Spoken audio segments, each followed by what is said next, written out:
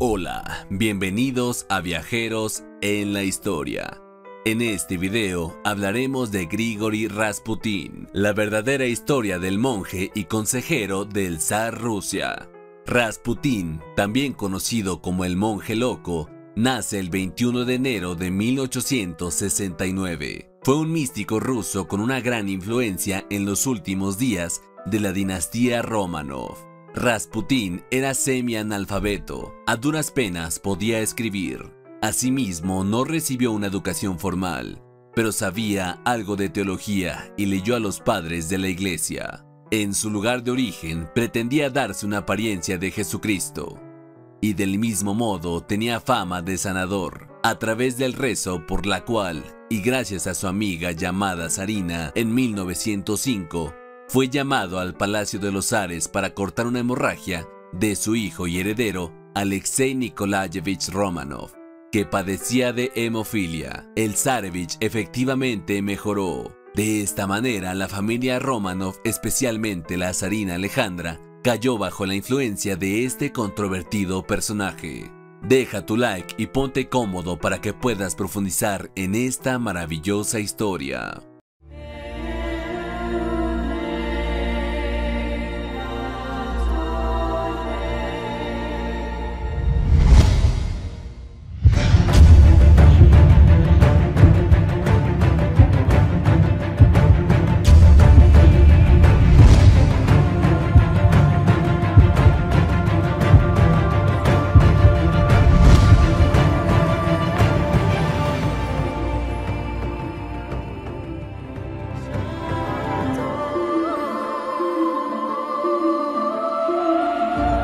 En Viajeros de la Historia. Rasputin significa en ruso algo así como libertino. Se puede decir que adquirió información en 1897 en el monasterio de Verjoturi, al que peregrinó. Leí mucho, relató tras volver a Prokopskoye. Y su habilidad para citar las escrituras o los padres apoya ese comentario. Pero eso era todo. Cuando el monje Iliodor quiso prepararlo para el sacerdocio, se desesperó. Y este comentó: "Es un lerdo, no aprende nada y es más bruto que un tocón", citando sus palabras. Y cuando Hermógenes pretendió lo mismo, Rasputin comentó que "yo no podía ni soñar con algo así. Para ser sacerdote, hay que estudiar mucho, hay que meditar con mucha concentración y eso no es para mí. Mis pensamientos son como pájaros del cielo, van de un lado a otro sin que yo pueda impedírselo". Grigori fue el quinto de 9 hijos. Solo sobrevivieron 2, él y su hermana Feodosia.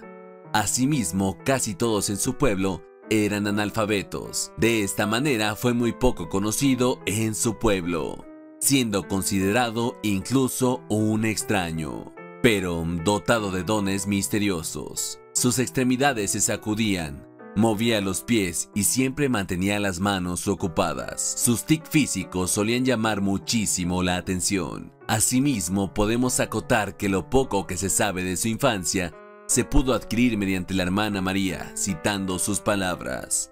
A los 14 años, la idea de que el reino de Dios está en nosotros le hizo correr a esconderse en el bosque, temeroso de que la gente notara que le había ocurrido algo inimaginable. Cuando se hubo recuperado, volvió a la casa con la sensación de una luminosa tristeza. En su historia podemos recalcar el suceso que lo convirtió en la persona más sociable. Él mismo, cansado de que sus compañeros lo llamasen enkencle, los agredió, acto del que posteriormente se arrepintió. No era una persona agresiva. Y seguido de este acto fue capaz de ir al mercado de Tiumen, 80 kilómetros al oeste, a vender el centeno de su padre. Sin embargo, en conjunto, Rasputin siguió siendo un muchacho demasiado disperso como para convertirse en un hombre de provecho. Empezó a beber y lo detuvieron junto con otros por el robo de unos caballos. Finalmente, la asamblea rural lo absorbió, aunque los demás fueron desterrados. El 2 de febrero de 1887, Rasputin se casó con Praskovia Fyodorovna Drubovina, con la cual tuvieron 3 hijos, Dmitri, Bárbara y María. 2 hijos anteriores a ellos murieron muy niños. Tiempo después, en 1892, Rasputín dejó abruptamente su aldea, esposa, hijos y padres. De este modo pasó varios meses en un monasterio de Verjoturi, acto que se dice ser reflejo de la muerte de su hijo. Pero el monasterio fue ampliado en aquellos años para recibir más peregrinos. Posterior a esto, ingresó poco después en una secta cristiana condenada por la Iglesia Ortodoxa rusa, los cuales tenían el pensamiento de que para llegar a la fe verdadera hacía falta el dolor. En las reuniones de esta secta, las fiestas y orgías eran constantes, y Grigori se convirtió en un acérrimo integrante. El ingreso de esta congregación marcó al profeta siberiano de por vida, dándole de esta forma la explicación a la notoria vida sexual que tuvo en años posteriores, y que acabó ennegreciendo su reputación de hombre santo. Posteriormente llevó una vida de ermitaño hasta que conoció al hermano Macario, un iluminado que tuvo una fuerte influencia sobre Rasputín, pues llevó a Grigori a renunciar a beber y a comer carne, y a comienzos del siglo XX, más precisamente del año 1903, cuando decidió el regreso a su país, Rasputín fue recibido en San Petersburgo como un hombre santo. Grigori tuvo una gran influencia en la monarquía rusa, esto debido a su carisma personal. En la medida de que el carisma pueda explicarse, el suyo era propio de una mirada muy fija y penetrante. Contaba con un verbo fácil y un muy ambiguo. En una ocasión se llegó a comentar que sus frases nunca contaban con un sujeto, verbo y predicado, sino que siempre faltaba algún elemento. Este mismo llegaba a tener una apariencia de oráculo, un gran atractivo con las mujeres basado en su físico. Este era de pelo castaño, pero de ojos azules muy claros. Además de su intuición, su conocimiento de las escrituras y en ciertas tradiciones religiosas rusas que seguía prácticas orgiásticas como camino a Dios. Finalmente, la época de Rasputín era de romanticismo filoeslavo, y él, ruso de la profunda Siberia, recriminaba a los nobles, muy emparentados con la aristocracia europea, sobre todo con la alemana. No tenéis ni una sola gota de sangre rusa. Sin embargo, este fue muy atacado por aquellos cortesanos y nobles que se sintieron amenazados en sus intereses. Asimismo, propagaban rumores que sirvieron de alimento para los revolucionarios enemigos del régimen zarista. El zar solo toleraba en la medida en la que Zarina lo aceptara, aunque no había decisión del zar que no pasara por una supervisión de Rasputín, mientras estuvo en Siberia recuperándose de un ataque efectuado por una mujer demente que lo atacó con un cuchillo. En el transcurso de la Primera Guerra Mundial, fue acusado de ser un espía alemán y de influir políticamente en la zarina, que era de ascendencia alemana, en sus nombramientos ministeriales cuando el zar estuvo ausente por la guerra. Este hecho fue terriblemente desastroso para la permanencia del régimen zarista. Considerado amigo íntimo de Zarevich Alexei Nikolaevich, y de acuerdo a eso, llegó a ser su médico personal, ya que éste le proporcionaba una especie de hipnosis curativa, el cual le ofrecía la seguridad que su sobreprotectora madre no podría ofrecerle. El futuro de la dinastía Romanov estaba en sus manos. Si él no salvaba de la muerte al hemofílico Zarevich, la especulación sobre el heredero al trono quedaba abierta. Gracias a esas aparentemente milagrosas curaciones de la zarina Alejandra, confió ciegamente en el curandero. De acuerdo a los relatos, las pruebas de sanación que le producía a su hijo eran inexplicables. Confió también en los vaticinios del monje sobre los destinos de la Santa Rusia, a la cual veía Rasputín en sus visiones, envuelta en una nube negra e inmersa en un profundo y doloroso mar de lágrimas. Rasputín llevaba en su juventud la vida típica de un campesino siberiano, hasta que sufrió su conversión. Era un hombre muy alto, de hábil y elocuente poder oratorio, personalidad abrumadora, de aspecto un tanto tosco, grosero a veces, violento. Tenía una mirada muy penetrante y poseedor de un carisma profundo. Amaba y odiaba efusivamente. Era un actor soberbio e inconvincente. Se sabía poseedor de estas habilidades y las usó inteligentemente en su provecho. En su época había rumores de que era una persona licenciosa y que se le había visto numerosas veces borracho, así como también en compañía de prostitutas. Sus relaciones con sus discípulos, sus visitas de alcoba, en su mayoría de la alta sociedad rusa, también eran polémicas. Una de sus máximas era: se deben cometer los pecados más atroces, porque Dios sentirá un mayor agrado al perdonar a los grandes pecadores, citando sus palabras. Sin embargo, los historiadores no han encontrado pruebas concluyentes que afirmen esta vida licenciosa. Independientemente de su veracidad, esta reputación ha sido trasladada a varias biografías, películas e incluso a canciones. Posteriormente decidieron planear su asesinato. Los protagonistas fueron el príncipe Félix Yusupov, heredero de la familia más rica de Rusia, el gran duque Dmitri Pavlovich y el diputado Purishkevich. Los hombres invitaron a Rasputín a la cena en el palacio del príncipe Yusupov, situado en el malecón del río Moika. En el salón del palacio se encontraban los vinos, bizcochos y pasteles que eran de su predilección, pero lo que él no sabía es que estos contenían una gran cantidad de arsénico, aunque se dice que el arsénico no le hizo efecto y deciden dispararle en el corazón. Finalmente fue lanzado al río Neva desde el puente Petrovsky. Este hecho transcurrió en la noche del 29 de diciembre de 1916. Posterior a la muerte de Rasputín, se dice que él mismo había expresado que si algún día moría en manos nobles, la dinastía Rómano perecerá durante 25 años. Deberán abandonar Rusia y se enfrentarán entre hermanos y el país quedará en manos de otra dinastía. Misteriosamente, Demetrio fue desterrado a la frontera persa. Y casi al mismo tiempo estalla la Revolución Rusa. Por ello se trasladó a Europa Occidental. Mientras tanto, en Rusia, el zar Nicolás II abdicó y al año siguiente él y su familia fueron ejecutados. Los aristócratas, entre los que se encuentra Yusupov, fueron expulsados del país. De esta manera, la reacción de la sociedad del Petrogrado estuvo dividida. Por un lado, unos celebraron su muerte, mientras del otro, en especial sus seguidoras, le lloraron. Rasputín fue enterrado en el parque del Palacio Alejandro, donde habitaban los zares que tanta protección le dieron.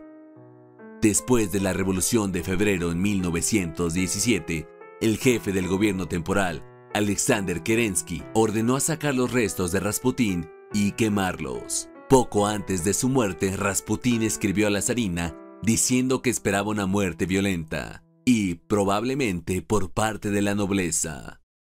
Asimismo, este aseguraba que, si él moría, los zares harían lo mismo en un plazo de máximo 2 años. Esto en parte fue cierto, pues el zarismo cayó 2 años después con la revolución bolchevique. El hecho de que Rasputín esperase su muerte como un asesinato por parte de las personas más importantes del país hacía que fuese importante un buen argumento para que acudiese al palacio. La princesa Irina era muy codiciada por Rasputín. No la conocía en persona, pero sabía de su belleza y sus amplias riquezas. Esta princesa estaba casada con Yusupov, el cual era conocedor de los sentimientos del místico hacia su mujer, por lo que ella sería un perfecto señuelo.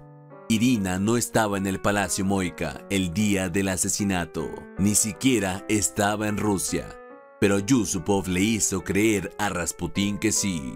Yusupov invitó a Rasputín a una fiesta en su palacio para que conociese a Irina. Este aceptó y fue al palacio, donde lo esperaban sus asesinos. Aunque hay diversas dudas y lagunas sobre la muerte de Rasputín, una vez llegó al palacio, las fuentes dicen que todo sucedió de esta manera.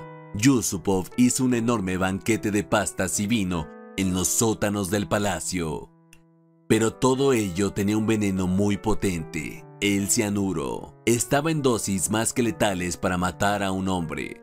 Rasputín no paraba de preguntar por Irina al llegar al Palacio Moika, recibiendo por respuesta de parte de Yusupov que estaba retocándose. El conspirador ofreció varias copas de vino sin envenenar al místico y luego le dio las pastillas envenenadas. Rasputín experimentó una leve reacción, pero luego siguió comiendo tranquilamente. Rasputín, en vez de encontrarse cada vez peor, tomó una guitarra y tocó cantos del tema del folclore ruso. Yusupov tuvo que estar una hora haciendo lo que él para disimular. Al final, el conspirador dijo que subía para hablar con Irina. En realidad fue a hablar con Puriskevich, que estaba en el piso de arriba. Yusupov estaba completamente desesperado y pensó en abortar el plan. Empezó a creer que Rasputín era inmortal, pero Puriskevich lo animó para que le disparara con una pistola por la espalda, sabiendo que no habría otra oportunidad. Yusupov bajó al sótano con su pistola Browning y disparó varias veces a Rasputín, mientras miraba un crucifijo de plata. Rasputín cayó, en teoría muerto. Pensaron llevar el cadáver a su casa para aparentar que el asesinato ocurrió ahí. Yusupov, que anteriormente se había ido del sótano, volvió allí y examinó el cadáver. En ese momento, Rasputín agarró muy fuerte del hombro y maldijo a Yusupov, que llamó gritándole a Puriskevich. Este esperó con el arma cargada a que Rasputín saliera corriendo por la puerta del sótano para acribillarlo a balazos, pero el místico se escapó por otra puerta que daba al patio y corrió para salvar su vida por la nieve. Puriskevich se dio cuenta y le disparó 3 veces. 2 tiros fallaron, pero el tercero le dio en el hombro, haciendo que se girase y finalmente este cayera. Puriskevich lo remató de un tiro a la cabeza. Velaron el supuesto cadáver hasta las 5 de la mañana. Convencidos de que había muerto, decidieron tirarlo a un agujero en el hielo congelado río Neva, situado al lado del palacio. Cuando se encontró el cadáver y se realizó la autopsia, se descubrieron las verdaderas causas de la muerte. Rasputín murió por hipotermia en el Neva. Según investigaciones recientes, el servicio secreto británico se implicó en el homicidio y un agente llamado John Scale ordenó a otros llamados Oswald Reiner, Luigi Janes y Cosimo Cacioppo que participara directamente en el asesinato. La autopsia fue realizada por el doctor Dmitry Korosotov. El informe oficial desapareció, pero su contenido lo conocemos por una entrevista que había concedido el doctor en 1917. Según dicho informe, Rasputín recibió 3 impactos de bala. Uno frontal que le alcanzó el estómago e hígado, otro posterior en el riñón derecho y finalmente el último en la frente a quemarropa. En San Petersburgo se produjo un gran revuelo por la muerte de Rasputín. Hubo muchas diferencias de opinión respecto al místico. Yusupov fue desterrado y pudo volver a Rusia un año después, durante la Revolución Rusa, pero la victoria soviética y la persecución contra los Romanov les hizo volver a exiliarse. Yusupov fue un buen escritor y uno de sus libros se titula El fin de Rasputín. Romanov también desterrado primero a la frontera de Persia y luego a Europa Occidental. Por la ya mencionada persecución contra los Romanov, Puriskevich tuvo suerte y no fue desterrado. Se opuso firmemente a los bolcheviques y fue condenado a 11 meses de obras públicas. Rasputín sobrevivió a un intento de asesinato.